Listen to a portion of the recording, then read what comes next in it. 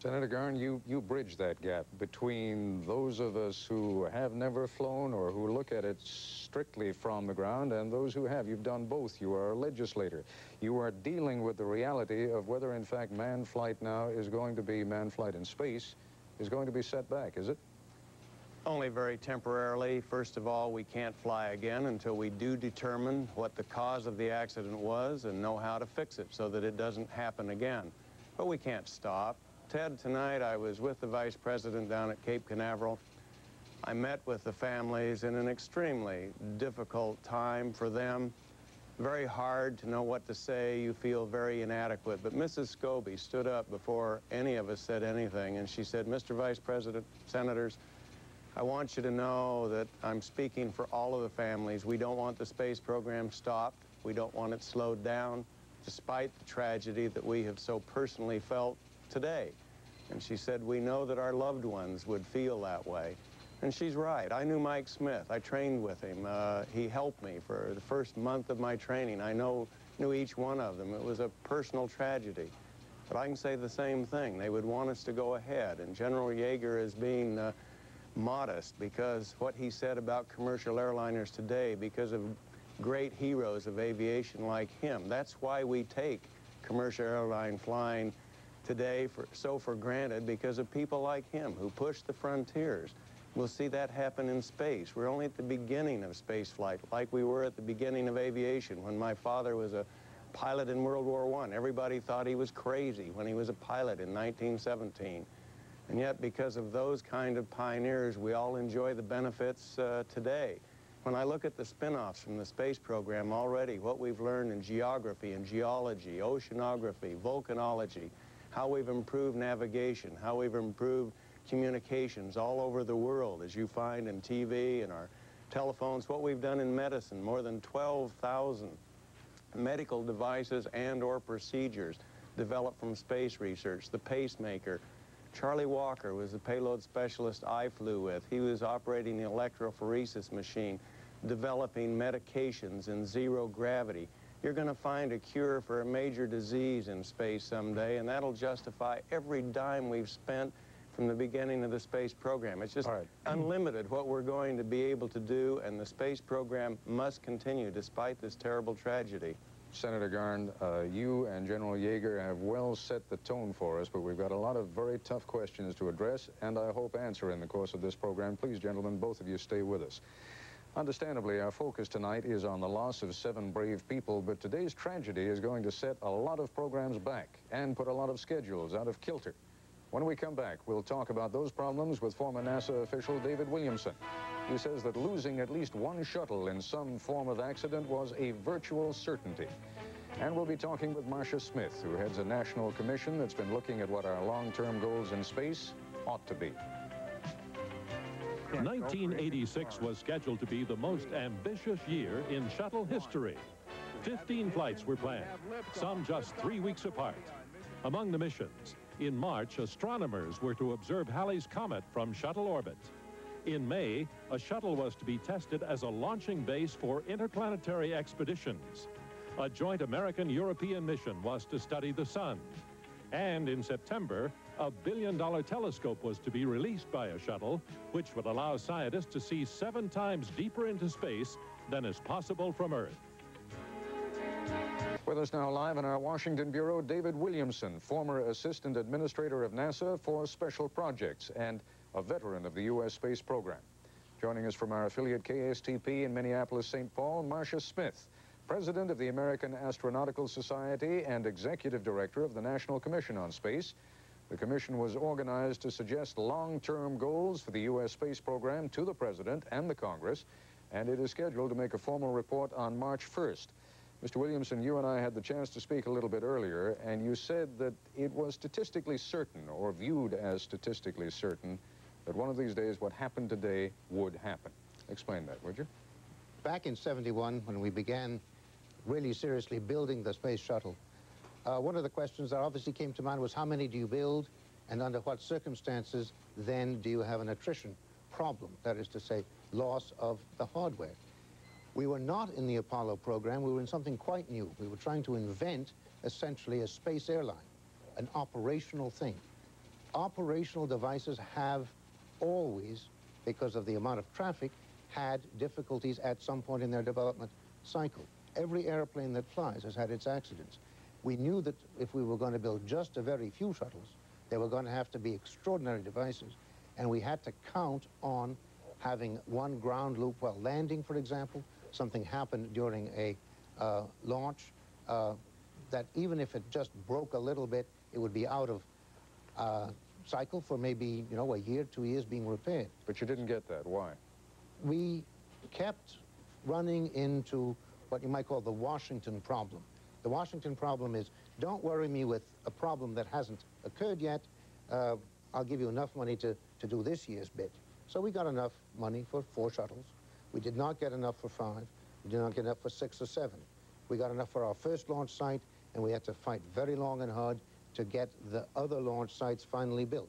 In other words, going operational has been a long and tough fight. Now, we're not there yet. I'm sorry to cut you short on this, but what does this mean then? Now, instead of having 4 shuttles, we have only 3. What is that going to mean to those missions that were set for this year? For March, for example, we were going to have this mission that was going to take a real close look at Halley's Comet, right? Look at the history of accident investigations. They run weeks at least, and often months. You're not going to see a shuttle flight, in my opinion, until that's been well exercised, until we understand what there is to understand in the data.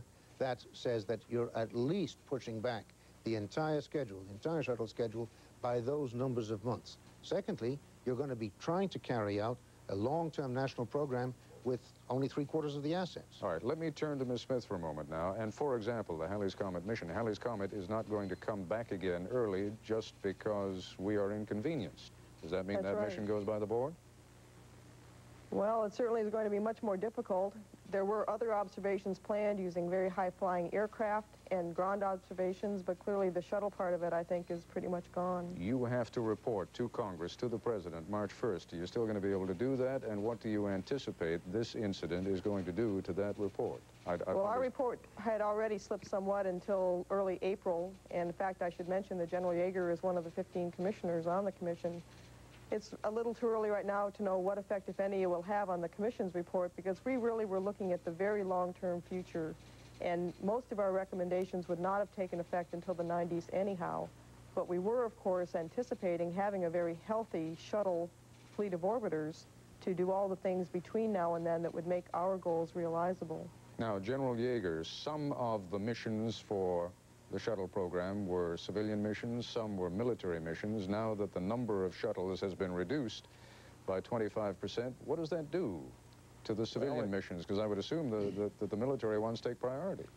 Well, yes, there will have to be a priority set, obviously, and what that priority will be will depend upon the present administration, and they seem to place an awful lot of emphasis on defense posture.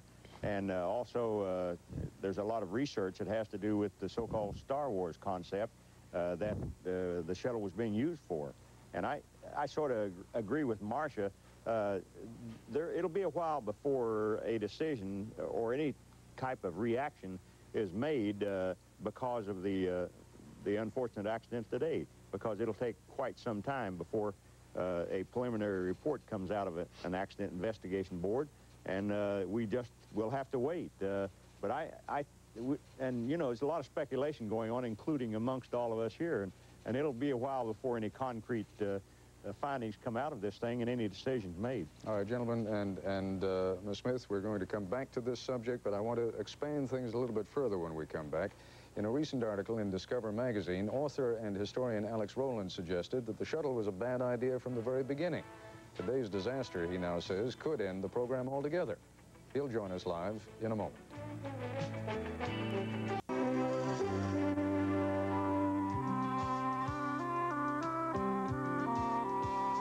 Just last Friday on this program, we focused on the controversy over manned versus unmanned space exploration. Our next guest has no doubts on that question. Joining us live now in our Washington bureau, Alex Roland, former historian at NASA and currently a professor of the history of technology at Duke University. Did I overstate things? I saw you smile a little bit there. Perhaps just a little bit. That is, I'm not... State it in your own language. All right. I'm not categorically opposed to manned space flight, but I am concerned that in our manned space activity to date, we haven't seen missions for the crews that have gone into space that justify the extra expense involved. And I think there are really two kinds of expense. One is the human expense that we've all paid today and watched the astronauts and their families pay. And the other, of course, is the economic expense, that it simply costs more to send people into space. And I'm of the persuasion that almost any mission we can identify to do in space, we can build a machine to do it. Really? Cheaper and less dangerously. The kinds of things that we have seen those shuttle astronauts do, I mean, repairing satellites in space, you can't do that without man up there. Quite right. You can't do that without a man up there. But for the $15-odd billion that we've spent developing the shuttle, plus the money that we've paid to subsidize it on its 25 flights, we could have built a lot of satellites to replace those that fail in orbit. All right. Additionally, I might add that we didn't need the shuttle to do that. That is, we were capable of going up and rendezvousing with satellites before we started the shuttle program. But the fact of the matter is we have committed to manned flight. Therefore, there is a certain momentum that's underway, isn't there? There surely is. And as a historian, I'm all for momentum, so I realize that we are not about to stop this program now, nor should we. And I think that we run a real risk at a dramatic moment like this in exaggerating the response on both sides. That is, I think several of the people who have already spoken are in a way circling the wagons and defending the program because it looks vulnerable now. This is Jay GARN, and I definitely am defending the program. There's no doubt about it. As one of the chief wagon masters, go ahead, sir. And I completely disagree with Mr. Roland. I suggest he might spend a little more time with current NASA history than past NASA history, and he'd find out that you need a balance. The only way you're going to have a successful space program is to have a balance between robotics and man. There are many missions that are better done with an unmanned, an extra expendable launch vehicle, and there are others that are better done with man. And I think we've had a very good balance between the two. That balance will continue. I have ordered studies on the space station to force NASA to seek that balance so that it can be a man-tended station at times. At other times, it will operate totally by itself with robotics. And we're very, very short-sighted if we don't do both. Senator, let me bring Mr. Williamson in on this discussion because it fascinates me because the military has not been altogether enchanted with NASA's manned space missions, has it? And I'm wondering... Ted, I hate to interrupt, but I happen to work on an agreement with NASA and the Air Force where, again, we have achieved some balance. The Air Force agreed to fly 8 missions per year on the shuttle, but we're also refurbishing 10 Titans plus some additionals in the background to provide for backup capability for the military on expendable launch vehicles. Precisely because there was a certain amount of cynicism within the military about the capacity of NASA to carry out some of the missions that they wanted. Mr. Williamson, though, would you comment on that? I'd like to make 2 points. One, speaking just to that military question, there's always going to be a slight sense of conflict between civilian objectives and military objectives. And the military, of course, want their own resources under their own control. And the shuttle is a civilian space program under civilian control, and as such is a little beyond their reach. Of course, it's going to be more questionable than their own resources. However, as Jake just pointed out, they are committed to using it. They've made enormous investments, both on the ground and in some of their space hardware, in order to be able to use it well. I'd like, though, to touch on the philosophical question that you were brushing up earlier, man versus unmanned. If we look back at the last 25 years, not just the last 24 missions, what the space program has done, and the manned space program in particular, has been to change people's view of the Earth and of themselves. We are talking about something called hope, I think.